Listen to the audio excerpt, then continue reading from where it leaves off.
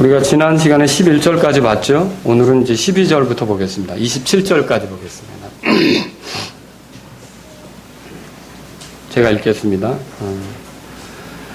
이에 그 부대와 대장과 유대인들의 직무 수행자들이 예수님을 붙잡아 결박하여 먼저 안나스에게로 끌고 갔으니 이는 그가 그 해의 대제사장인 가야바의 장인이었기 때문이더라.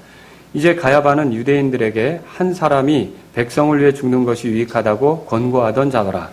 시몬 베드로와 또 다른 제자 하나가 예수님의 뒤를 따라갔는데 그 제자는 대제사장을 알므로 예수님과 함께 대제사장의 관저로 들어갔으나 베드로는 바깥의 문 곁에 서 있더라. 그때 대제사장을 아는 그 다른 제자가 나가서 문을 지키던 여자에게 말하여 베드로를 데리고 들어오니라. 그때 문을 지키던 소녀가 베드로에게 이르되 너도 이 사람의 제자들 중에 하나가 아니냐 하니 그가 이르되 나는 아니라 하더라. 날이 추우므로 종들과 직무수행자들이 숯불을 피우고 거기 서서 몸을 녹이니 베드로도 그들과 함께 서서 몸을 녹이더라. 그때 대제사장이 예수님께 그분의 제자들과 그분의 교리에 대하여 물으니 예수님께서 그에게 응답하시되 내가 드러내놓고 세상에 말하였노라. 내가 유대인들이 늘 모이는 회당과 성전에서 항상 가르쳤고 아무것도 은밀하게 말하지 아니하였거늘 내가 어찌하여 내게 묻느냐. 내가 그들에게 무슨 말을 하였는지 내 말을 들은 자들에게 물어보라. 보라 그들이 내가 말한 것을 아느니라 하시니라. 그분께서 이렇게 말씀하시며 곁에 서 있던 직무수행자들 중 하나가 손바닥으로 예수님을 치며 이르되 네가 대제사장에게 이같이 대답하느냐 하니 예수님께서 그에게 응답하시되 내가 악한 것을 말하였으면 그 악한 것에 대하여 증언하라. 그러나 잘 말하였으면 어찌하여 내가 나를 치느냐 하시더라. 이제 안나스가 그분을 결박한 채로 대제사장 가야바에게 보내니라. 자, 25절부터 27절까지 같이 읽을까요? 시몬 베드로가 서서 몸을 녹이더라. 그러므로 그들이 그에게 이르되 너도 그의 제자들 중에 하나가 아니냐 하매 그가 부인하여 이르되 나는 아니라 하니라. 대제사장의 종들 중 하나는 베드로가 귀를 벤 사람의 친족이더라. 그가 이르되 그와 함께 동산에 있던 너를 내가 보지 아니하였느냐 하니 그때 베드로가 다시 부인하매 곧 숱하게 울더라. 아멘. 지난주에 우리가 가룟 유다를 앞세워서 한 부대가 예수님을 잡으러 왔던 내용을 살펴봤습니다. 오늘은 예수님이 넘겨주신 거예요. 예수님이 넘겨주셔서 겪는 일이 소개되고 있어요. 그래서 오늘 제가 말씀을 드릴 제목은 붙잡히신 예수님이라는 것입니다. 붙잡히신 예수님. 이 본문을 보면은요, 세 부류의 사람이 등장합니다. 이게 이 본문을 보면 마치 우리가 드라마 찍을 때 이렇게 어떤 화면이 비춰졌다가 또 다른 장소로 화면이 비춰지고 이런 것처럼 여러분 지금 읽어보신 분들은 알겠지만 예수님이 처음에 넘겨주신 장면이 나오다가 이제 안나스 앞에 갔다가 다시 베드로가 또 어떻게 행동하는지 나왔다가 다시 안나스가 질문하는 게 나오다가 다시 베드로에게 이렇게 가는 그런 무슨 드라마 찍는 그런 어떤 모습같이 전개가 되고 있어요. 그래서 이거 내용이 참 이 내용 저 내용 여러 가지로 이렇게 다루려고 할 때 우리가 복잡한 생각이 들 수 있는데 저는 오늘 이 본문에서 세 부류를 여러분에게 소개하려고 합니다. 첫 번째는 예수님을 잡으려고 왔었던 그리고 마침내 예수님을 데려가는 그 무리. 자, 얼마나 왔다 그랬죠? 몇 명이나 왔다 그랬죠? 최소 600명 이상 이렇게 왔다 그랬죠. 왜냐하면 한 부대라는 말이 그 의미가 로마 군단 10부대가 한 부대인데 10부대가 한 군단인데 한 군단이 이제 6,000명 정도 된다면 이렇게 이제 한 부대 하면 600명 정도 이렇게 생각할 수가 있다는 거죠. 자, 그 사람에 대해서 우리가 살펴보려고 하고요. 두 번째로는요. 안나스입니다. 안나스하고 그와 함께 있었던 일행. 자, 예수님에게 신문하죠. 요 안나스와 그와 함께 있었던 일행을 살펴보려고 합니다. 세 번째는 자, 이렇게 간간히 등장하고 있는 예수님의 수제자 누굽니까? 베드로죠. 이 베드로의 모습을 여기서 좀 살펴보려고 합니다. 이 세 부류를 살펴보면서 제가 여러분에게 드리려고 하는 말씀의 내용은 어떤 거냐면 어떻게 하면 진리로부터 멀어질 수 있는가? 제목 이상하죠? 네. 내용이 이상하죠? 어떻게 하면 진리로부터 멀어지고 어떻게 하면 그러니까 넘어지고 진리로부터 멀어지고 진리로부터 실족해서 뒷걸음질 치게 되는가? 이 부분을 말씀을 드리려고 해요. 왜 제가 이 말씀을 드리려고 하냐면 저는 반대의 목적을 가지고 여러분에게 말씀을 드리는 겁니다. 여러분이 할 수만 있다면 주님과 더 가깝게 되기를 원합니다. 진리와 더 가깝게 되기를 원합니다.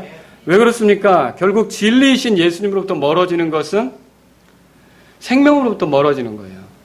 만일 구원받지 못한 사람이 멀어진다, 자꾸만 멀어진다, 그러면 종국에 가서는 회개하지도 않은 채 계속 멀어진다, 예수님을 알아보지도 못하고 영접하지도 못하고 예수님을 통해 십자가의 사건을 통해 오는 그 복된 유익을 누리지도 못하고 멀어진다. 그럼 종국에 가서는 어떤 환경에 처해지겠습니까? 영원히 멸망하겠죠. 그래서 이런 일이 생기지 않았으면 하는 거죠. 그리고 만일 우리가 믿는 사람이라면 어떻습니까? 그리스도인이면서도 그리스도와 자꾸 멀어진다. 생명의 유익, 평안, 기쁨 누릴 수 있겠습니까? 베드로가 잘 보여주고 있어요. 베드로가 통곡했던 거 알고 계시죠? 예. 우리가 자꾸만 주님으로부터 멀어질수록 후회하고 막 그 가슴을 쥐어 뜯을 수밖에 없는 그런 일들을 내놓을 수밖에 없다는 거죠. 저는 여러분들이 그렇게 되지 않기를 주의 이름으로 바랍니다. 오히려 그리스도인으로서 주님과의 관계 속에서 누릴 수 있는 풍요로운 영적 생명을 누리길 주님의 이름으로 간절히 바랍니다.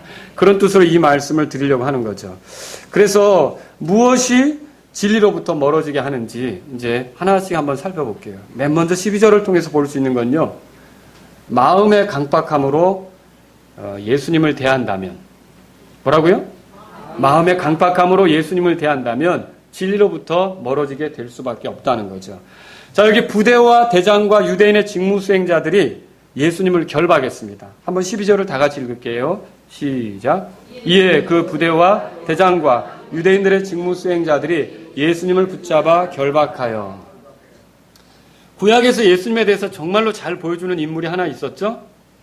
그의 생애 자체가. 그래서 우리가 모든 것이 합력하여 선을 이룬다고 할 때 우리 선이 뭐였어요? 결국 예수님의 어떠하심을 드러내는 거 아닙니까? 결국 내가 이토록 고난당하고 이렇게 이집트로 먼저 온 것이 주께서 선을 이루시기 위함이었다라고 진술한 사람이 있었죠? 누굽니까? 예, 여러분 잘 알고 계시죠? 요셉이죠. 그 요셉이 이집트로 끌려갈 때 어떠했는지 시편 105편에 보면 써있지 않습니까? 거기에 보면 18절에 이렇게 돼 있죠. 그들이 그의 발을 족쇄로 상하게 하고 그를 쇠 안에 넣어 데려갔다. 그렇게 돼 있어요. 만일 이 요셉이 예수님의 어떠하심을 잘 보여주는 예표고 그림자고 인물이라면 예수님을 데려갈 때 배반당하신 예수님이 끌려갈 때 모습을 생각해 볼 수가 있다는 거죠. 역시 쇠고랑에 차여져서 결박된 채 끌려가시는 그 모습을 우리가 생각해 볼 수가 있다는 거죠. 사람의 마음이 강박해지기로 한다면 얼마나 심각할 정도로 그렇게 될 수 있는지 이 말씀을 통해 볼 수 있는데 여러분 이렇게 예수님을 끌어가는 사람들 한번 생각해 보세요. 이 사람들은요 예수님께서 내가 그러다라고 할 때 어떤 경험을 했습니까? 모두가 다 쓰러졌죠. 그러면 사실 예수님이 원하기만 한다면 그들에게 안 잡힐 수 있는 권능이 있다는 거죠. 그럼 이 사람들이 예수님의 권능을 경험한 겁니까? 왜 경험했죠? 대단하죠. 말 한마디에 그저 그 예수님을 붙잡으러 왔던 사람들이 모두 다 쓰러졌으니까 예수님의 권능을 경험한 게 맞다는 거죠. 뿐만 아닙니다. 이 무리는 또 예수님이 얼마나 사랑이 많고 동정심이 많고 긍휼이 많으신지도 경험했어요. 이 예수님을 붙잡으러 온 사람들 앞에서 베드로가 칼을 뽑았잖아요. 그리고 대제사장의 종이었던 말고의 귀를 후려쳤잖아요. 귀가 떨어져 나갔죠. 예수님이 어떤 태도를 보였어요? 예, 칼을 도로 칼집에 꽂아라.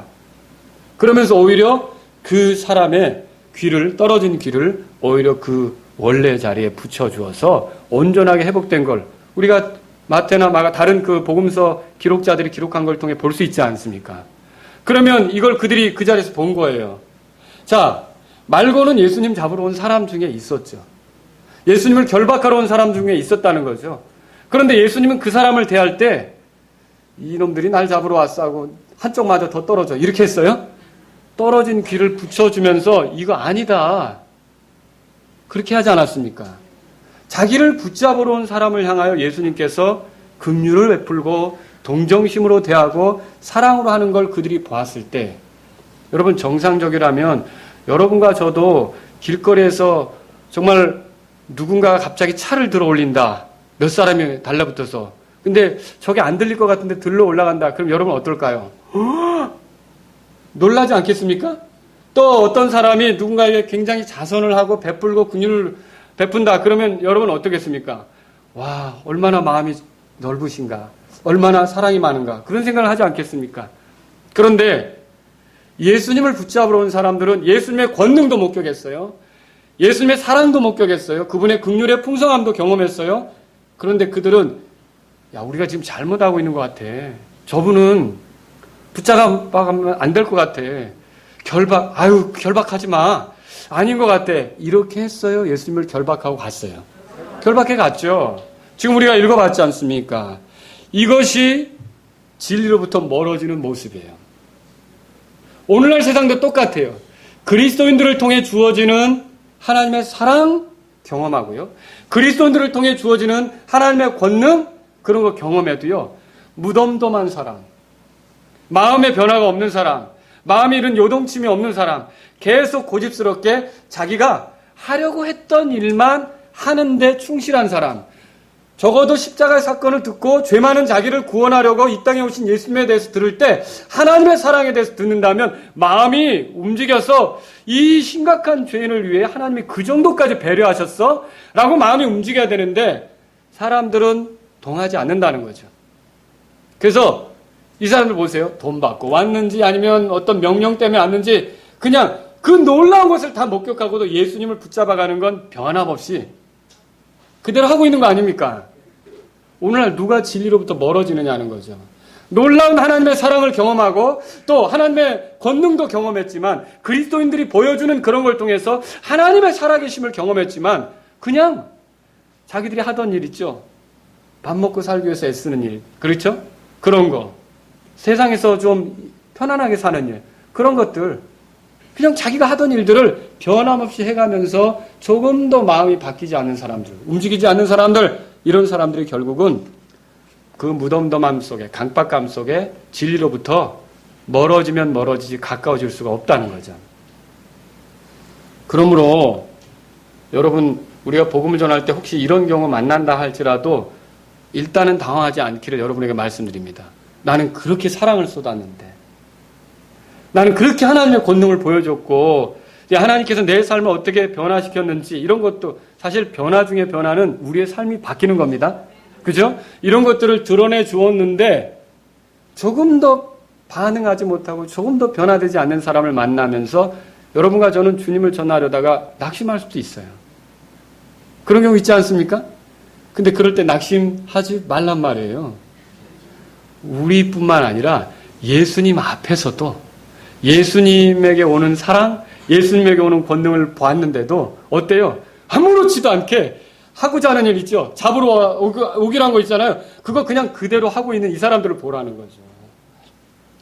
우리가 낙심할 게 아니라는 것입니다. 낙심할 필요가 없어요. 그리고 우리는 그리스도인입니다. 여러분, 우리가 그리스도인이라면 주님의 권능과 사랑을 경험할 때 무덤덤한 태도를 보이지 않기를 주의 이름으로 바랍니다. 여러분, 그래요. 주님에 대해 감동할 줄도 알고요. 주님을 기뻐할 줄도 알고요. 주님에 대해 찬양할 줄도 알고요. 주님에 대한 감사도 표현할 줄 알고요. 주님에 대해서 어떤 말씀을 한다면 순종할 줄도 알아야 돼요. 정말 우리가 온 마음으로 주님에 대해 반응할수록 주님과 가까워진다는 진리를 배워야 돼요. 무덤덤한 사람 자꾸 멀어져요. 무덤덤한 사람 멀어지게 돼 있어요. 그래서 말씀을 들을 때 여러분이 마음으로부터 그 말씀이 믿어지면 아멘 하시라는 거죠. 또 여러분이 그 말씀을 들었을 때 바로 이 말씀이다. 이 말씀을 붙잡고 소망 삼아 가야겠다 하면 그 말씀을 의지해 기도를 시작하란 말이죠. 또 여러분이 말씀을 들었을 때 바로 이걸 주님이 원하는구나 라고 확신이 들면 그 말씀대로 순종하기를 시작하라는 거죠. 이런 반응이 있고 이런 그 하나님의 어떠하심을 경험할수록 우리가 나아갈 때 주님과 가까워질 수 있는 거예요. 근데 아무리 들어도 아무리 알아도 아무리 내가 그 하나님 말씀을 듣는다 할지라도 여기 무덤덤해요. 여기서 들을 때는 좋았어요. 근데 집으로 나가는 순간부터 세상의 염려와 재미와 재리의 유혹에 빠지는 것처럼 그냥 그 말씀은 다 온데간데 없고 또다시 내가 하는 대로 있죠. 예수님 붙잡으러 온 사람처럼 내가 해야 될 일들을 그대로 하고 가는 것만 생각하는 거죠. 또 직장에 출근하고 어떻게 돈 많이 벌까, 어떻게 살아갈까, 이런 것만 여러분이 신경 쓰면서 삶 속에서 하나님 말씀을 들은 대로 반응하려고 하지 않는다면 여러분 어떻게 주님과 가까워질 수 있어요? 무서운 일입니다. 하나님 우리에게 말씀을 들려주셔요. 성경을 읽을 수 있는 기회를 주셔요. 교제를 통해 하나님의 뜻이 뭔지를 알 수 있는 기회를 주셔요. 여러분에게 다른 사람보다 하나님에 대해서 알 수 있는 기회를 주시고 경험하게 하신다면 정직하게 반응하실 수 있기를 주의 이름으로 바랍니다. 기뻐하면서 반응하시라는 거죠. 그게 바로 주님과 가까워지는 길이에요. 자, 마음의 강박함은 멀어지게 만드는 거예요. 진리로부터 멀어지게 만드는 거예요. 예수님에 대한 강박함은 멀어지게 하는 거죠. 여러분이 좀 아멘, 즐겁게 아멘도 하시죠. 그리고 또 어떤 뭔가 이렇게 좋은 일을 만났을 때 하나님께 감사합니다도 표현해 보시고 찬송도 하시고 적극적으로 주님에 대한 것들을 표현하실 수 있기를 주의 이름으로 바랍니다. 두 번째로 들으신 말씀이 이거예요. 마음의 적대감으로 예수님을 대한다면 진리로부터 멀어지게 되어 있다는 거죠. 자, 여러분 13절, 14절 읽어보겠습니다. 시작. 먼저 안나스에게로 끌고 갔으니 이는 그가 그 해의 대제사장인 가야바의 장인이었기 때문이다. 이제 유대인들에게 한 사람이 죽는 것이 유익하다고 권고하던 자더라. 자, 여기에 등장하는 인물은 가야바가 아니라 안나스예요. 안나스인데 여러분 이 당시에 가야바가 대제사장이라고 이렇게 표현되어 있죠? 그런데 그 밑에 읽어보세요. 여기 이제 15절은 베드로 이야기 나오죠? 자, 우리가 잠깐 카메라를 19절로 가겠습니다. 19절 보세요. 자, 아직 가야바에게 예수님을 보내지 않았어요. 여기서 신문하는 사람은 누구냐면 안나스예요. 근데 19절, 20절, 19절 보겠습니다. 시작. 그때 대제사장이 예수님께 그분의 제자들과 그분의 교리에 대하여 물으니 아까 가야바를 대제사장이라고 그랬는데 여기는 또 안나스를 뭐라고 표현하고 있어요? 대제사장이라고 표현하고 있죠? 그럼 대제사장이 몇 명이에요? 2명이죠? 아니 어떻게 이럴 수가 있어요? 여러분이 구약을 보면 대제사장은 오직 몇 명이에요? 1명이어야 되죠. 누가복음 3장 펴보세요. 누가복음 3장.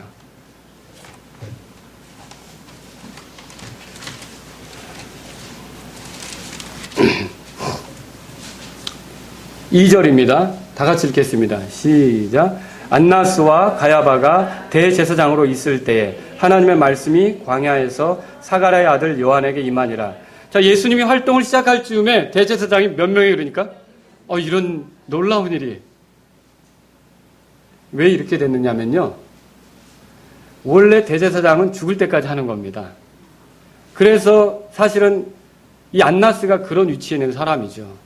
근데 어느 때부터 로마 제국이 대제사장을 1년 단위로 선임하게 됐어요. 그래서 가야바를 선임한 거죠, 말하자면. 그리고 이렇게 선임된 대제사장이 또 그 다음에도 대제사장이 되면 계속 할 수가 있었어요. 근데 이렇게 선임된 대제사장이 대제사장 역할을 못하고 이제 물러나게 된다. 그럼 그런 사람을 가리켜 뭐라고 불렀냐면 수제사장. 여러분 성경에 나오죠? 네, 그렇게 불렀어요. 그런데 여기는 이스라엘 민족은요, 로마 제국이 임명한 제사장, 대제사장 말이죠. 못마땅한 거예요, 가야바는. 말하자면. 장인이긴 하지만. 그래서 유대인들은 여전히 안나스를 종교적인 대제사장으로 생각하는 거고, 가야바는 로마 제국이 세운 그런 대제사장이라고 보면 됩니다. 이렇게 이제, 두 제사장이 공존하는데, 사실 이것은요, 가장 율법을 잘 지켜야 될 종교 집단, 대제사장, 제사장 그룹, 여기서조차 혼란스러워진 거예요. 하나님 말씀대로 하고 있어요, 안 하고 있어요? 이 다음에 이 사람이 예수님을 놓고 뭔가 불법적인 찾으려고 캐묻고 신문하는 것 자체가 지금 말이 안 되는 그런 것들을 이 본문이 보여주고 있는 거죠. 왜냐하면 그는 예수님을 정죄할 위치에 있지 못하다는 거예요. 그부터도 하나님 말씀을 온전히 지켜가지 못하고 있는 그런 혼란 속에 있다라고 하는 걸 이것이 보여주고 있다는 것입니다. 자, 대제사장 안나스 앞에 진행된 그 예수님에 관한 질문은 비공식 청문회 같은 성격이 있는데 안나스가 2가지를 물었어요. 뭘 물었냐면 제자들에 대해서 물었어요. 또 하나는 교리에 대해서 물었어요. 그게 아까 19절에 나오죠? 찾으셨습니까? 그런데 교리에 대해서는 예수님이 대답을 했어요. 제자들에 대해서는 대답한 게 있어요, 없어요? 없죠. 왜 예수님은 제자들에 대해서 언급하지 않았을까요? 제자들을 보호하시고 제자들에 대해서 드러내지 않는 거죠. 그런데 교리에 대해서는 얘기해요. 뭐라고 얘기하냐면 20절 다 같이 읽겠습니다. 20절 시작. 그에게 응답하시되 내가 드러내놓고 세상에서 말하노라.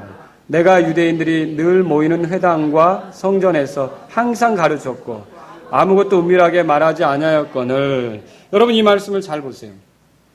주님이 회당에서 가르쳤다고 그랬어요. 이단자가 회당에 들어갈 수 있습니까? 여러분 그 회당에서 출교되는 사람도 있죠? 이건 예수님 자신이 적법하게 유대의 대언자로서 활동했다는 뜻이에요. 그리고 성전에서 가르쳤다고 그랬죠? 성전에서 많은 유대인들이 모이지 않습니까? 이것은 예수님께서 모든 유대인들이 들어야 될 만한 메시지를 주었다는 거죠. 그리고 여기 20절에 보면 이런 표현이 있어요. 내가 유대인들이 늘 모이는, 찾으셨습니까? 예. 그럼 이게 뭐예요? 모든 유대인들이 배워야 될 것을 내가 말했을 뿐만 아니라 모든 유대인들은 궁극적으로 내게 가르침을 받고 모든 유대인들은 결국 나의 제자가 되어야 된다. 이게 예수님이 하시려는 말씀이라는 거죠. 여러분 모든 유대인들이 사실 예수님의 제자가 되는 게 맞죠? 그런데 됐어요, 안 됐어요? 그게 문제죠. 소수만 예수님을 따르게 된 게 문제다라고 하는 거죠. 21절, 22절 보세요. 21절, 22절 다 같이 읽겠습니다. 내가 어찌하여 내게 묻느냐? 내가 그들에게 무슨 말을 하였는지 내 말을 들은 자들에게 물어보라. 보라, 그들이 내가 말한 것을 아느니라 하시니라. 그분께서 이렇게 말씀하시매 곁에 서 있던 직무수행자들 중에 하나가 손바닥으로 예수님을 치며 이르되 내가 대제사장에게 이같이 대답하느냐 하니. 자, 내가 어찌하여 내게 묻느냐? 예수님이 대답했어요. 사실 예수님을 그리스도라고 하면 더 이상 회당에 출입 못해요. 이미 우리가 요한복음 공부하면서 예수님을 그리스도라고 인정을 하면 출교당하는 거 아시죠? 그래서 신로하면서 눈을 떴던 사람, 그 아버지, 어머니가 함부로 얘기를 못했잖아요. 출교당할까 봐 두려워서. 그러면 예수님이 가르치는 게 뭔지 대제사장이 알까요, 모를까요? 그리고 끊임없이 바리새인들 보내고 종교 지도자들 보내서 캐묻고 질문했는데 알까요, 모를까요? 알죠. 참 알면서도 왜 능청스럽게 아무것도 모르는 듯이 이렇게 묻느냐는 거죠. 이건 순전히 예수님에게 어떤 잘못, 어떤 그 실수 이런 것들을 탁 붙잡아서 예수님을 위기에 빠뜨리려고 하는 거라는 거죠. 또 여기 예수님께서 내가 어찌하여 내게 묻느냐 이렇게 말한 것은요. 그런 의미도 있지만 실제로 이런 걸 나에게 물어 이렇게 하시는 건데 산헤드린 공의에서 재판을 할 때 이 모든 상황이 다 불법적이라는 거예요. 이렇게 물어서는 안 된다는 거죠. 왜 그러느냐? 산헤드린 공의에서 율법에 의하면 이렇게 재판을 할 때 이런 게 있어요. 재판장이 직접 피고에게 묻는 거는 불법입니다. 그리고 두 사람 이상의 증인이 없이 어떤 사람을 피고로 세우는 것은 불법입니다. 지금 이게 불법이 아니에요. 제가 이 안나스가 하는 일이 불법이 아니에요. 불법이죠. 또 여러분 변호인도 세우지 않고 고소사건을 진행하는 것은 불법입니다. 그래서 이거 자체가 지금 불법이다라고 얘기하는 거죠. 그러니까 불법이라고 하니까 옆에 섰던 사람이 어떻게 했어요? 예수님을 쳤죠. 왜냐하면 대제사장이 하는 일이 불법이라고 이렇게 항의하는 것이 돼버리니까. 자, 예수님께서 말씀하시죠. 23절, 24절 다 같이 읽겠습니다. 시작. 예수님께서 그에게 응답하시되 내가 악한 것을 말하였으면 그 악한 것에 대하여 증언하라. 그러나 잘 말하였으면 어찌하여 내가 나를 치느냐 하시더라. 이제 안나스가 그분을 결박한 채로 대제사장 가야바에게 보내니라 그랬어요. 여기 여러분 잘 들으셔야 돼요. 이 재판이 계속 불법적이라고 제가 얘기하는 것은요.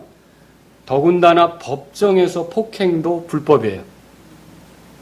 법정에서는 폭행하면 안 돼요. 근데 예수님을 지금 친 거잖아요. 여러분 사도행전을 공부하다 보면 23장에 가면 그런 내용이 나와요. 바울이 예루살렘에서 붙잡혔어요. 이게 안나스가 아니고 아나니아라고 있어요. 제사장. 이 사람이 신문을 하는 중에 바울이 뭔가를 답변했는데 마음에 안 드는 거예요. 옆에 있는 사람에게 저 입을 쳐라 그랬어요. 성경에 나와요. 그랬을 때 바울이 뭐라 그러냐면, 아니 내가 하나님의 재판장에 앉아서, 그러니까 재판관이라면서 어떻게 이렇게 율법을 어기느냐 이렇게 항의를 해요. 왜냐하면 법정에서는 폭력 행사가 안 되는데 법을 가리겠다고 하는 재판장에 앉은 사람이 폭력을 행사하니까 바울이 항의를 한 거죠. 그랬을 때 옆에 있는 사람이, 아니 대제사장한테 네가 함부로 그렇게 말하냐면, 난 대제사장인 줄 몰랐다. 이게 권위자에게 함부로 하지 말라는데 내가 그 점은 말하자면 이제 자기 그것을 내가 모르고 했다 이렇게 인정을 하죠. 근데 거기서 나온 게 뭐예요? 법정에서의 폭력은 불법이라는 거죠. 그럼 지금 예수님에 대해서 온당하게 다룹니까? 불법적으로 다룹니까? 불법적으로 다루는 거예요. 또 여러분 들어보세요. 닭이 운다라는 표현이 성경에 나오죠. 이 닭이 운다는 건 이 닭소리가 여기서 중요하냐면, 이 닭소리가 결국은 뭐냐면 제사장들을 깨우는 소리예요. 제사장들이 이 소리를 듣고 일어나서 아침 희생을 드리는 거예요. 그러면 아침 희생을 드린다면 닭이 울기 전이라면 아침 희생을 드리기 전입니까? 드린 후입니까? 드리기 전이죠. 드리기 전이라면 야간이란 소리예요. 그럼 무슨 말이냐면 유대의 그 법에 의하면 야간 재판은 불법이에요. 그러니까 아침에 희생제사를 드리기 전에 재판부터 시작하는 것 불법이라는 거죠. 이게 얼마나 불법적인 거냐는 거죠. 또 그것만이 아닙니다. 이게 이제 성전 구내에서 재판을 해야지 사적인 저택, 사적인 집, 이런 집에서 하는 것, 재판하는 것도 질문하고 힐문하고 옳다 그르다를 가리려고 하는 것도 동일하게 또 뭐예요? 그것도 불법이에요. 다 불법적으로 지금 하고 있는 거죠. 예수님이 여기서 하시는 말씀은 나를 풀어달라는 말이 아니라 너희들이 정말로 나를 판단하고 이렇게 한다면 너희부터 법대로 해라. 하나님 말씀대로 해라. 그 유대인들이 가지고 있는 그 전통대로 해라. 이렇게 제시하는 거죠. 근데 해요? 못해요? 못하고 있었죠. 그래서 이 불법적으로 하는 거예요. 그러면 어떻게 해서 이렇게 예수님에 대해서 불법적인 방법까지 동원하면서 예수님에게 자꾸 어떤 책을 잡으려고 하느냐라고 하는 거죠. 거기에는 이유가 하나예요. 적대감이에요. 예수님에 대한 적대감이라는 거죠. 이미 적대감을 가지고 대하는 모든 일은 좋은 결과를 가져올 수 있습니까? 가져올 수 없습니다. 이 종교적인 집단은 처음부터 주님에게 어떤 혐의만 드러난다면 처벌을 하고, 주님에게 혐의가 안 드러나면 처벌을 안 해야지, 그런 자세였어요? 아니죠. 처음부터 뭐예요? 죄인으로 딱 간주를 하고 어떻게 해서든지 그 죄가 드러나게끔 만들고 싶었던 거예요. 공정한 겁니까? 아니죠. 그래서 결박도 했던 거예요. 원래 순순히 끌려갈 때 결박할 필요가 없어요. 그런데 이렇게 예수님에 대한 적대감이 있으니까 이렇게 된다라고 하는 것이죠. 오늘날 주님으로부터 멀어지는 길은 다른 게 아닙니다. 어떤 선입견을 가지고 거기에 맞춰진 결과물만 얻으려고 하는 것. 예수님에 대한 소식을 듣고 예수님에 관한 진리를 듣더라도 자기가 가지고 있는 부정적 선입견을 가지고 옳게 판단하려고 하지 않으면서 계속 고집을 부리고 기독교에 대한 어떤 불편한 진실들, 이런 것만 캐내려고 마음을 먹으면 그 사람이 진리로 가까워질까요? 멀어질까요? 멀어질 수밖에 없다는 거죠. 그것은요, 결국 주님에 대한 반감, 불편한 생각, 불만, 불평, 만족하지 않는 이런 자세들이 결국 주님으로부터 멀어지게 한다는 것을 보여주고 있다는 것이죠. 혹시 저는 여러분에게 묻고 싶습니다. 여러분 정말 진리로 평안하게 삶을 살기를 원하십니까? 이 교회라는 선물을 유익으로 누리고 싶습니까? 그러면요, 여러분 가운데 주께서 허락하신 지체에 대해서 안나스와 같은 자세를 품으시면 여러분은 점점 더 불행하게 됩니다. 안나스와 같은 자세를 품으시면 공정하게 대하려고 하기보다는 이미 깔고 있는 적대감으로 그를 대하려고 한다. 그 자매를 대하려고 한다. 그 형제를 대하려고 한다. 그게 정말 좋은 관계로 발전할 수 있다고 보십니까? 나중에 여러분은 다 주님 앞에 질책 받으셔야 돼요. 다 해명하셔야 돼요. 왜 그런 식으로 말했는지, 왜 그런 식으로 태도를 보였는지, 왜 그런 식으로 행동했는지, 그게 내가 가르치는 바였느냐? 아니었다는 거죠. 그 관계가 정말로 주님을 기쁘게 할 수 있는 관계입니까? 그렇게 사는 것이 주님을 기쁘게 하는 모습이냐는 거죠. 아니지 않습니까? 그런데 그렇게 하면서 주님을 사랑한다고 고백한다. 주님은 몹시도 고통스럽고 역겨움을 느낄 수가 있다는 거죠. 여러분 잘 생각해 보세요. 안나스와 같은 심정으로 이미 불법이 돼도 좋아요. 무엇이든 흠을 잡아서 거리를 벌리고 멀어지려고 이렇게 뜻을 세우고 있는 그런 마음이 있다면 그 적대감이죠. 그런 적대감으로 여러분의 소중한 지체를 대한다면 절대로 거기서 올바른 관계가 형성이 안 된다는 것을 여러분 기억하셔야 돼요. 그 주님이 기뻐하시겠습니까? 제발 안나스를 따라가지 않기를 주의 이름으로 바랍니다. 우리 그리스도를 따르는 사람이지 안나스처럼 행동하는 게 아니에요. 이미 부정적인 생각을 가지고 있어요. 얘는 뭘 해도 나빠. 이 자매는 뭘 해도 나빠. 이 형제는 뭘 해도 나빠. 뭘 해도 기분 나빠. 뭘 해도 마음에 안 들어. 딱 그냥 찍어버리고 거기서 모든 것들을 그쪽으로 맞추려고 노력을 하면 여러분 평생 주님의 뜻을 이루는데 실패합니다. 사랑? 어렵죠. 형제 사랑이 모든 신앙 성숙의 그 윗부분에 보면 형제가 있다는 걸 알고 있죠? 베드로서 1장에 나오잖아요. 근데 그런 형제가 가능하겠느냐는 거죠. 결국 주님 앞에 갔을 때 여러분은 다 해명하셔야 돼요. 부끄러운 해명이 되지 않도록 안나스와 같은 태도를 취하고 있다면 오늘 내려놓으실 수 있기를 주의 이름으로 바랍니다. 세 번째로 드리고 싶은 말씀이 있어요. 그건 뭐냐면 마음의 비겁함으로 세상 속에 섞인다면 진리로부터 멀어질 수 있다는 거죠. 자, 15절로 돌아가 보시겠습니다. 다시 카메라를 돌리듯 15절, 16절 보세요. 15절, 16절 같이 읽겠습니다. 시작. 시몬 베드로와 또 다른 제자 하나가 예수님의 뒤를 따라갔는데 그 제자는 대제사장을 알므로 예수님과 함께 대제사장의 관저로 들어갔으나 베드로는 바깥에 문 곁에 서 있더라. 그때 대제사장을 아는 그 다른 제자가 나가서 문을 지키던 여자에게 말하여 베드로를 데리고 들어오니라 그랬어요. 마태는 이 순간에 베드로의 모습을 이렇게 적어요. 뭐라 그러냐면 읽어보신 분이 있을 거예요. 멀찍이 떨어져서 따라갔다. 읽어보신 적 있죠? 네. 그런데 제가 볼 때는 베드로는 다른 제자들하고는 달리 어쨌든 예수님을 따라간 거예요. 따라간 것만 사실이에요. 근데 지금 대제사장의 관저 문 앞에 이르렀는데 더는 들어갈 수 없는 어떤 권한이나 위치상 더는 들어갈 수 없는 상황이 된 거죠. 그래서 대제사장의 관저 그 문 옆에 서 있어야 했다라고 하는 거죠. 자, 여러분에게 질문합니다. 만약 이때 베드로가 주님을 따른다면 어떻게 하는 것이 온당할까요? 당연히 들어가야 됩니까? 사실 다른 제자처럼 해야 돼요. 다른 제자처럼. 왜 그러냐면 예수님이 흩어지라고 했어요.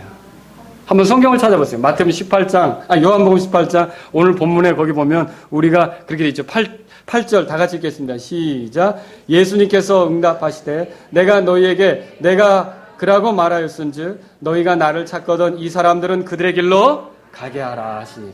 이 사람들 말하자면 제자들은 흩어지게 가게 하는 거죠. 나중에 만나시겠죠, 예수님께서. 그런데 베드로는 그럴 수가 없어요. 왜 그럴 수 없느냐면 내가 죽기까지 따른다고 장담을 했어요. 근데 다른 제자들은 막 흩어져서 그 말씀을 듣고 가게 하라고 그랬으니까 흩어지고 있는 거거든요. 근데 베드로도 칼을 휘둘렀다가 그거 아니다 집어넣으라 하니까 집어넣는데 어떻게 할까 하는데 다른 제자들은 막 가는데 생각이 나기를 죽기까지 따르기로 했다고 그랬는데 그러니 어떻게 해요? 이제 따라가는 거예요. 따라갔는데 거기까지 갔는데 딱 문이 있으면 야 이제 내가 더 이상 들어가면 안 되는 곳까지 왔구나 생각을 해야 되는데 서성서성 베드로는 그렇게 자기의 생각으로 주님을 끝까지 따르려고 하는 그런 뜻이 있었다라고 하는 것이죠. 여러분 여기서 우리가 잘 생각해야 될 게 있어요. 이건 주님이 말씀하신 거에 대한 믿음이라기보다도 나는 적어도 죽기까지 따르기로 했는데 그러니까 뭘 드러내려고 하는 걸까요? 자기 의를 드러내려고 하는 거예요. 그러다가 이 함정으로 들어간 거예요. 그러니까 누가 자꾸만 주님으로부터 멀어지느냐면 주님의 말씀대로 하기보다는 내 생각에는 나는 이게 옳다고 생각하는데 자기 의를 드러내려고 내가 옳다라고 하는 걸 자꾸 드러내려고 하다 보면 이 함정, 이 올무에 빠질 수밖에 없는 거예요. 저와 여러분들은 그래서 그런 길이 아니라 주님이 뭐라고 말씀하셨는지를 듣고 그 말씀대로 움직이려고 해야 하는 겁니다. 그래야 주님과 좋은 관계 속에서 갈 수가 있는 거죠. 근데 베드로는 지금 그렇게 못했어요. 오늘날 그리스도인들이 점점 주님으로부터 멀어지는 건 진리로부터 멀어지는 건 다른 게 아니에요. 자기 나름의 방식으로 자기를 드러내려고 하는 거예요. 주님의 말씀을 알면서도 나름대로 행동하는 거죠. 용서하라고 했지만 용서하지 않는 거예요. 또 친절하라고 했지만 친절하지 않는 거예요. 증인이 되라고 했지만 내 비즈니스를 위해 분주한 거죠. 이렇게 그냥 그러면서 다 이런 식으로 사는 것도 주님을 기쁘게 하는 것처럼 아무 문제 없이 간다는 거죠. 근데 그게 다 자기 의가 되는 거예요. 저와 여러분들은 그래서 항상 하나님 말씀을 살펴야 돼요. 이 상황 속에 예수님이 뭐라고 말씀하셨는지를 깊이 베드로가 인식을 했더라면 흩어져서 우리 주님 위하여 기도했을 거고 또 다른 제자들을 위해 기도했을 거고 그런 시간을 가졌을 거라는 것이죠. 그때 예수님을 따라 대제사장 안나스의 집으로 들어갔던 다른 제자가 여기 성경에 나와요. 이 다른 제자가 누구인지는 여러 가지 추측이 제기되고 있어요. 대개의 경우는 요한이라고 생각하는데 그러나 대제사장과 알고 지냈다든지 대제사장의 관저에서 문지키는 여자에게 말하여 베드로를 데리고 들어올 수 있는 정도라면 아리마대 요셉이나 니고데모일 수도 있다는 것이죠. 요한복음 19장 38절에 보면 아리마대 요셉은 예수님의 제자였으나 사람을 두려워해서 은밀히 따랐다 그런 내용이 있어요. 근데 여기서는 누가 이 제자였는지는 지금 몰라요. 저보고 얘기하라고 해도 제가 답을 정확히 드리기는 어려워요. 예. 그런데 여기서 중요한 건 그 다른 제자가 아니라 바로 이 다른 제자를 따라 들어간 베드로라고 하는 거죠. 자, 베드로가 3번이나 결국은 주님을 부인하게 된단 말이죠. 어떻게 첫 번째 부인이 나타납니까? 여러분 그 17절 보세요. 17절. 다 같이 17절 읽겠습니다. 시작. 그때 문을 지키던 소녀가 베드로에게 이르되 너도 이 사람의 제자들 중에 하나가 아니냐 하니 그가 이르되 나는 아니라 하더라. 여러분 약간 이게 이제 저는 이 질문을 처음 던졌던 사람이 소녀라는 점에 대해서 여기 약간 우리식으로 너라고 했지만 그렇게 했을까? 그냥 이렇게 당신은 예를 들면 이런 거죠. 당신도 이 사람의 제자 중에 하나가 아니십니까? 뭐 이런 식으로 할 수가 있다는 거죠. 이 말을 한 사람이 건장한 청년입니까? 이 말을 한 사람이 창을 들고 있는 어떤 무시무시한 등치가 큰 사람입니까? 어떤 힘센 활을 걷어붙이고 소를 쓰러뜨리는 남정네냐는 거죠. 누구예요? 왜 여기 소녀라고 그랬어요? 소녀. 17절에 문을 지키던 소녀가 뭐예요? 그러니까 달리다곰에서 일으킬 때도 그 여자도 소녀였어요. 12살 난 여자도 소녀였다고요. 그러면 큰 아이예요? 아니, 그 큰 사람이에요? 작은 사람이에요, 이 사람? 얼마나 힘이 있겠어요? 그런데도 이 여자가 당신도 그분과 같이 있었던 사람 아닙니까? 라고 물었을 때 베드로가 순간적으로 아니라고 그랬어요. 유다는 배신했는데 베드로는 뭐 한 거예요? 거짓말했어요. 유다는 탐심에 끌려갔다면 베드로는 비겁함에 부인을 하게 된 거죠. 예수님의 수제자이면서도 우리가 다 수제자라고 불러주잖아요. 그죠? 아시는지 모르는지 베드로가 말이죠. 우리가 다 수제자라고 불러주는데도 베드로는 이 순간에 자기는 상관없다고 얘기한 거죠. 여러분 오늘날 믿음을 흔드는 사건은요. 거창한 시험 속에서 오는 게 아니라는 거죠. 아주 작은 문제에서부터 시작돼요. 잘 들으세요. 남들에게 드러나는 어떤 일이라면 만약에 안나스 앞에 예수님하고 같이 딱 섰더라면 나는 이분의 제자입니다라고 했을 수도 있었을 거예요. 아마 그 시험, 그거에 대한 시험 공부는 열심히 베드로가 했어요. 왜냐하면 죽기까지 따르리라. 이거 했으니까 그 시험 공부는 열심히 준비했는데 시험 문제는 다른 데서 나온 거예요. 소녀가 툭 당신도 그 사람하고 하나지라고 하니까 오답을 써버린 거죠. 거기서. 여러분 이게 뭘 보여주고 있습니까? 우리도 모르게 우리가 어떤 부분에 있어서 내가 주님을 위하여 드러나는 모든 일들은 다 할 것처럼 얘기하지만 남들이 모르는 부분, 아주 작은 부분, 그런 부분에서는 함정이 생기면 넘어질 수 있다는 거죠. 왜요? 우리가 비겁하게, 이 비겁한 마음으로 움직이려고 하니까 내 자존심을 지키고 내 체면을 지키고 내 편함을 지키고 내 위치를 지키려고 하다 보니까 이런 문제가 생긴다라고 하는 것입니다. 여러분, 그래서 우리가 조심스럽게 걷는 게 필요해요. 그러니까 큰 것만 조심할 게 아니라 작은 것도 여러분 조심하셔야 돼요. 내 마음을 잘 돌아보세요.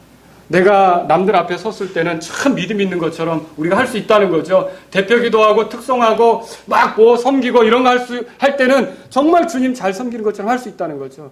그러나 내가 개인적으로 갖고 있는 어떤 영역 안에서는 하나님 말씀에 순종하기보다는 내 기분대로, 내 감정대로, 내 체면을 위해, 내 느낌을 위해, 내 욕망을 위해 하고 있다면 우리는 그게 바로 다 넘어지는 길이에요. 주님하고 가까워질래야 가까워질 수가 없는 거예요. 그건 어느 정도 계속 거리를 두고 갈 수밖에 없는 그런 식이라는 거죠. 여러분 17절 읽으셨으니까 18절 읽어보세요. 18절. 다 같이 읽겠습니다. 시작. 날이 추움으로 종들과 직무수행자들이 숯불을 피우고 거기 서서 몸을 녹이니 베드로도 그들과 함께 몸을 녹이더라. 이 18절에 보면요. 보세요. 거기에 이렇게 표현이 있죠. 거기 서서 몸을 녹이니 찾으셨습니까? 베드로도 그들과 함께 서서 찾으셨습니까? 예. 그러면요. 5절 보세요. 18장 5절. 다 같이 읽겠습니다. 시작. 그들이 그분께 대답하되 나사렛 예수라 하거늘 예수님께서 그들에게 이르시되 내가 그로다 하시니라. 그분을 배반한 유다도 뭐라고 돼 있어요? 가룟 유다도 그들과 함께 서 있었지만 지금 베드로도 어떻게 하는 거예요? 그들과 함께 서 있는 거예요. 점점 그 안으로 들어가는 거예요. 이런 비겁함으로 세상 속에 점점점 가까이 들어가는 거죠. 주님의 그 어려움을 잊고 주님을 대적했던 사람들 틈에서 불을 쬐고 있는 베드로를 생각해 보세요. 오늘날 우리는 때때로 주님의 사람들이 겪고 있는 어려움에 대해서는 무관심하면서 어때요? 지금도 수없이 많은 그리스도인 동료들이 핍박받고 있는데 우리는 그냥 편하게 불을 쬐듯이 세상 속에 섞여서 우리가 원하는 것을 즐기며 갈 수 있다는 거죠. 여러분 지금 전 세계적으로 이게 동성애자 인권은 보호되고 있는데요. 그리스도의 인권은 점점 묵살되고 있습니다. 그거 알고 있습니까? 터키 이슬람권에서 선교사들을 어떻게 처참하게 죽이는지, 아프리카에서, 이슬람권에서, 그리고 또 저 북한에서, 앞으로는요, 자유민주주의 국가라고 생각했던 나라도 법으로 그리스도인들을 압박하게끔 돼 있어요. 우리가 이런 시절에 살고 있다는 거죠. 우리가 그런 시절 가운데서 더 깨어 있어야 할 사람들이 세상으로 푹 들어가서 따뜻한 불을 쬐면서 몸을 녹이려 하고 있다라고 하는 거죠. 25절 보세요. 25절. 다 같이 읽겠습니다. 시작. 시몬 베드로가 서서 몸을 녹이더라. 그러므로 그들이 그에게 이르되 너도 그의 제자들 중에 하나가 아니냐 하매 그가 부인하여 이르되 나는 아니라 하니라. 자, 불을 쬐다 보니까 불이 이렇게 오를 때 얼굴이 드러날 거 아닙니까? 그 사람들이 베드로의 얼굴을 알아본 거죠. 그래서 너도 예수님의 제자들 중에 하나가 아니냐 그랬어요. 근데 베드로는 아니라고 대답했죠. 거짓말했어요. 비겁하게 굴었죠. 그들 틈에 있었을 때 그가 점차로 자기 신분을 감추는 모습을 보여주고 있어요. 그리스도인이 진리로부터 멀어지는 길은 뭡니까? 그리스도인이 진리로부터 뒷걸음질 치는 길은 뭡니까? 이거 주님이 기뻐하시지 않습니다. 오늘날도 많은 그리스도인들이 세상과 섞여 지내면서 자신의 정체를 숨기려고 해요. 예수님의 제자인 것은 맞는데 세상 사람들과 함께 무엇을 누리기 위해서 자기 자신이 누구인지를 자꾸만 숨기려고 해요. 여러분, 우리는 어디서나 그리스도인인 것을, 예수님의 제자인 것을 명백히 드러내야 하는 것입니다. 술 한 잔을 가볍게 받기 시작하고요. 그들이 건네는 담배도 아무렇지도 않게 입에 물고요. 그들이 나누는 음란한 이야기에 아무렇지도 않으면서 웃으면서 같이 동참하고요. 여러분, 성경이 이렇게 말하고 있습니다. 속지 말라. 악한 사귐은 선한 습성을 부패시키느니라. 우리가 누구와 함께 지내냐에 따라 우리도 모르게 우리의 정체성을 잃어갈 수가 있다는 거죠. 26절 보세요. 26절 다 같이 읽겠습니다. 시작. 종들 중 하나는 베드로가 귀를 벤 사람의 친족이더라. 그가 이르되 그와 함께 동산에 있던 너를 내가 보지 아니하였느냐 하니. 자, 이 귀 잘린 사람 누구죠? 그러니까 말고였죠. 이 사람은 말고의 친척인 것 같아요. 근데 이 말고의 친척이 아마 말고랑 같이 있었나 보죠. 나도 동산에 너를 분명히 봤다. 이렇게 얘기한 거죠. 그랬을 때 베드로가 뭐라고 대답합니까? 부인하였죠. 예, 부인하였어요. 그래서 27절에 그때 베드로가 다시 부인하며 이렇게 돼 있어요. 근데 여기는 이렇게 돼 있지만요. 다른 복음서 기록자들이 기록한 거에 보면 저주하며 부인했대요. 그 무슨 말이냐면 내가 예수님하고 상관이 있다면 나에게 저주가 떨어져도 개의치 않는다. 이런 식이에요. 얼마나 끔찍한 부인입니까? 정말 무서운 일 아닙니까? 그때 숱하게 울었단 말이죠. 여러분, 베드로가 주님이 가시는 곳이면 어디든지 따라가고자 했습니다. 아마도 대제사장 관저까지 따라갈 심산이었던 것 같아요. 가다가 수월하지 않아서. 근데 이게 보세요. 대제사장의 관저까지 들어가서 예수님과 나란히 서서 아주 당당하게 나도 이분을 따른다. 그런 시험이 온다면 당당하게 대답할 준비를 하고 있었는데 시험은 거기서 온 게 아니라 엉뚱한 데서 왔고 생각지도 못한 데서 왔고 그죠? 그는 점점 움츠러들면서 빨리 그곳을 피해야 되는 사람인데도 벌써 한데 자기가 거짓말했으면 양심의 가책으로 빨리 움직여야 되는데도 계속 불을 쬐면서 그 사람들 틈에 앉아있게 된 거죠. 점점 자기도 모르게 결국 그 비겁함 속에 그 사람들 틈에 들어가면 들어갈수록 자기 정체를 잊어가게 되는 거죠. 그래서 자기가 예수님의 중요한 제자인 것을 망각한 채 나중에는 끔찍한 말로 주님을 부인하기까지 하는 그런 형편에 있게 된다는 거죠. 대개 그리스도인은 단단히 준비된 공적 시험에서 넘어지는 게 아니라 이처럼 사소한 거예요. 여러분 사소한 거에 주의하세요. 그래서 지난 수요일 날 제가 뭐라고 그 에베소서의 말씀을 들어 여러분에게 말씀드렸죠? 기억나십니까? 조심스럽게 걸어야 된다고. 그래서 많은 그리스도인들이 믿음 생활하지만 영적으로 진보하지 않고 주님과 더 가까워지 않고 주님을 더 경험하지 못하는 이유가 어디 있느냐? 이런 사소한 것에 부주의해서 넘어지는 거예요. 자기를 변호하기 위해, 자기를 지키기 위해, 자기를 방어하기 위해, 자기 체면을 위해 계속 주님의 말씀대로가 아니라 자기를 그렇게 드러내면서 나는 아니다 이렇게 온당하게 해야 되는데 그렇게 안 하면서 자꾸만 자기 멋대로 그 속에서 묻혀 지나갈 때 그 사람은 결국 점점 더 주님으로부터 멀어질 수밖에 없다라고 하는 거죠. 예수님으로부터 멀어지는 길은 다른 데 있지 않습니다. 아무리 그분을 통해 나타나는 권능 그걸 경험하더라도 또 그분을 통해 나타나는 사랑 그것을 경험하더라도 여러분이 교회 올 때만 잠깐 그리할 뿐 눈 하나 까딱하지 않고 여전히 돈 버는데 바쁘고 세상 재미에 바쁘고 여전히 그런 식으로 살아가면 여러분 주님과 가까워질까요? 그렇게 안 될까요? 멀어지죠. 그렇게 안 돼요. 여러분 주님의 은혜와 사랑을 경험할수록 더 감사합니다. 얼마나 귀한 은혜를 주셨는지 오 주여 고맙습니다. 자꾸만 주님께 선하게 반응할 수 있기를 주 이름으로 바랍니다. 또 예수님으로부터 멀어지는 길은 다른 데 있지 않습니다. 세상 사람 다른 게 아니라 어떻게 해서든지 그분과 적대하기로 하는 그리고 거기에 걸맞는 행동을 자꾸만 해내는 거죠. 심지어 불법이라도 그렇게 멀어질 수밖에 없어요. 여러분 우리가 예수님에게 불평하고 원망하고 주님을 믿는데 왜 이런 일이 생깁니까? 그럴수록 멀어지게 돼 있어요. 그럴수록 멀어지게 돼 있는 거죠. 하나님은 선하신 분이십니다. 그분은 하시는 일에 실수가 없고요. 여러분과 저는 분명히 알아야 될 게 하나님이 하시는 일은 항상 옳으십니다. 내가 이해할 수 없어도 내 지식을 초월해서 내가 그걸 왜 이렇게 불편한 일이 벌어지는가 생각할지 모르지만 하나님께서 하시는 일은 항상 옳으심을 믿으시기 바랍니다. 예수님으로부터 멀어지는 길은 다른 데 있지 않습니다. 세상 사람들과 함께 지내는 것입니다. 경건치 아니한 자들의 계획대로 걷고 죄인들의 길에 서며 조롱하는 자들의 자리에 함께 앉는 것입니다. 점차로 자기 정체성을 감추게 될 것이고 주님과 아무 관계도 없는 것처럼 행동하게 될 것입니다. 만일 여러분이 그리스도인이 아니라면 훗날 여러분의 구원의 문제에 있어서 여러분을 주님이 부인하게 될 겁니다. 여러분은 자신이 이 땅을 살면서 지은 모든 죄로 인해 회개하지도 믿지도 않은 결말로 영원한 멸망에 처하게 될 것입니다. 하나님의 호의와 사랑도 없는 곳에서 영원히 불타는 곳에서 고통하게 될 것입니다. 그런 마음의 강팍함, 그런 적대감을 내려놓고 예수님을 통해 나타난 하나님의 사랑을 좀 다른 각도에서 귀하게 여기며 바라보실 수 있기를 주의 이름으로 바랍니다. 만일 여러분이 그리스도인이라면 훗날 그리스도께서 보상의 문제에 있어서 여러분을 부인할 것입니다.